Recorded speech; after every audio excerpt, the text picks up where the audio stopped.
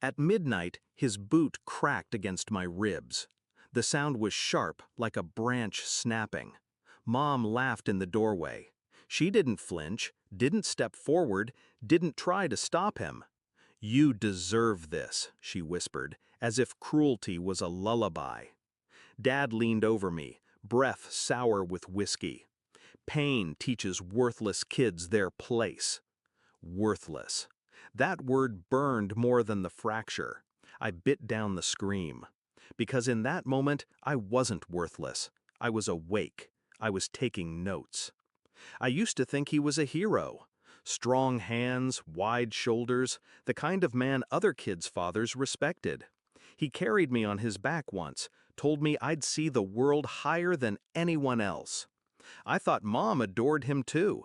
She'd beam when he entered a room. That was the lie, the stage version. Behind closed doors, love vanished. His praise turned to orders. Her smiles became smirks. And me, I became the punching bag, the scapegoat for every disappointment they couldn't face in themselves. The first time he hit me, I cried. The second time, I apologized to him for making him angry. By the 10th time, I stopped feeling shock. Pain was routine. Bruises were camouflage under long sleeves. But the night he broke my ribs, something shifted. I didn't cry. I didn't apologize. I memorized everything. His stagger, Mom's laugh, the way he enjoyed breaking me down. And I knew, if pain teaches lessons, then I had learned mine. Revenge didn't arrive with fire. It arrived with silence. I played their perfect child. I did chores. I answered yes, sir, and sorry, ma'am. I smiled at neighbors so no one suspected.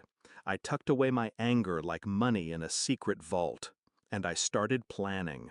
I kept receipts.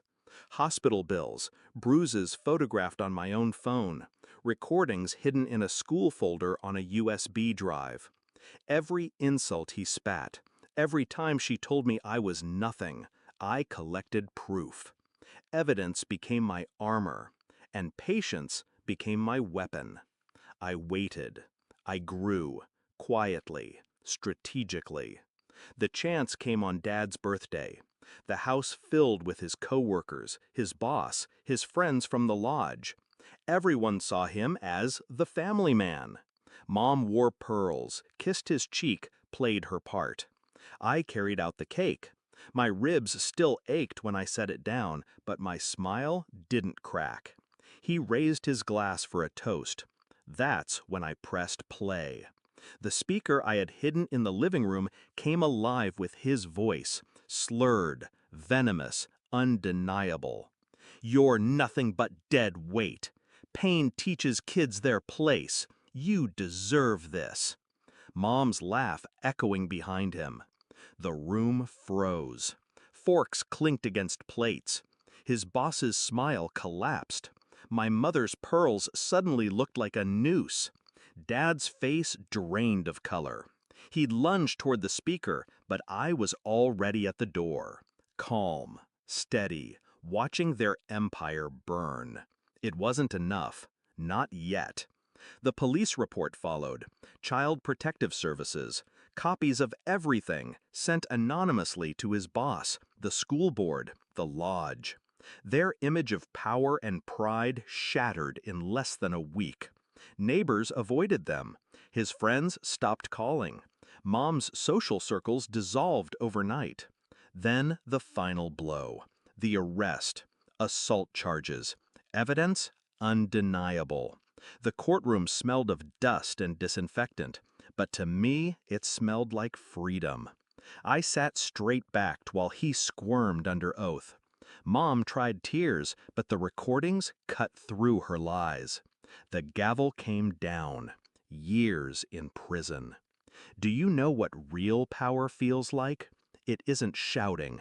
It isn't a fist. It isn't fear. It's silence. It's the moment the man who swore pain would teach me realizes I learned more than he ever intended. That I took his lessons and sharpened them into knives. that I forced him and her to beg, not for mercy, but for dignity, for scraps of the reputation they destroyed themselves. They wanted me broken.